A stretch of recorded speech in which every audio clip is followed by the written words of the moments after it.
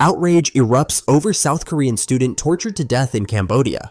Recently, the case of a South Korean student who traveled to Cambodia and was then kidnapped, tortured, and killed has shocked public opinion. The Seoul government summoned the Cambodian Ambassador to South Korea to lodge a strong protest and demand safety guarantees for its citizens. However, this is not the only case. On October 10th, South Korean Foreign Minister Cho Hyun posted on his X account that he had summoned Cambodian Ambassador Kuon Rata to express deep concern over recent developments. Minister Cho Hyun stated that scams targeting South Korean citizens in Phnom Penh are on the rise and called on the Cambodian side to take swift and strong measures to eliminate fraud and abductions. In addition, the South Korean government representative emphasized the need for both sides to strengthen cooperation between police and relevant authorities to ensure prompt responses to emergency situations. According to the Jung-ahung Ilbo on October 11th, the Cambodian ambassador to South Korea acknowledged Seoul's concerns and said he would report the matter to his government.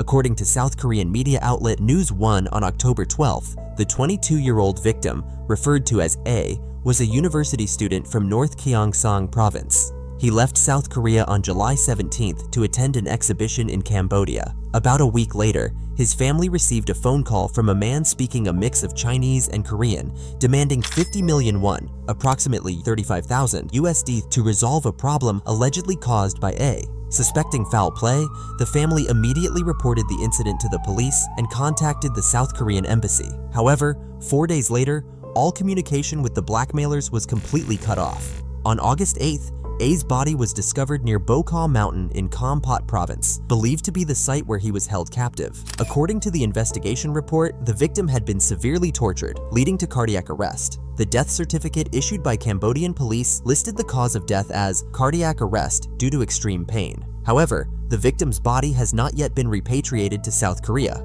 Due to extensive procedures required for autopsy and cremation in Cambodia, the return is expected to take place by the end of October. This prolonged delay has left the victim's family in deep anguish, with some describing the experience as feeling like their son was killed twice. His body still kept in a freezer in a foreign country. A source who spoke to News One on October 12th said that A had been beaten so badly that he could neither walk nor breathe, even after receiving medical attention.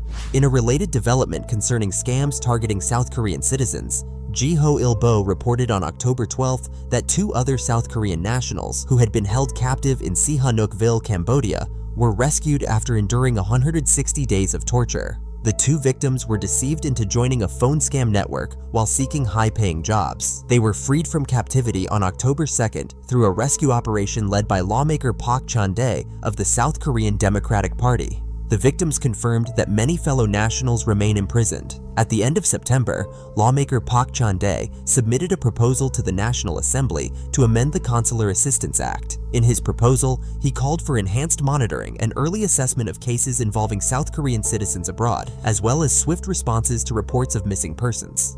According to Park, many South Koreans are still waiting to be rescued, and their families back home are desperately awaiting news. He emphasized that quick action and close cooperation are crucial to securing the golden hour in rescuing citizens.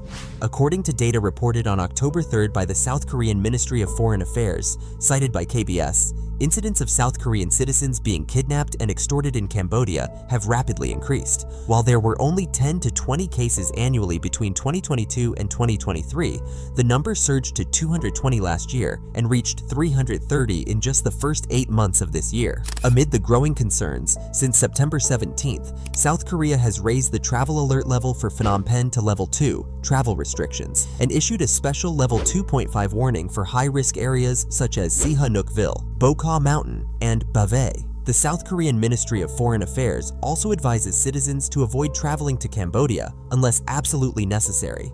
Not only South Korea, but many other countries have also expressed outrage over a series of scams, kidnappings, and detentions of migrant workers on Cambodian territory. Although the Phnom Penh authorities have launched crackdowns, the problem remains complex and ongoing. Recently, Vietnam has carried out multiple rescue operations, repatriating thousands of its citizens who were lured and forced into illegal labor, subjected to beatings, and other abuses in these areas. However, a major question remains unanswered. How many more people and citizens of how many other countries continue to endure torture and exploitation in what is known as an autonomous zone beyond the reach of law?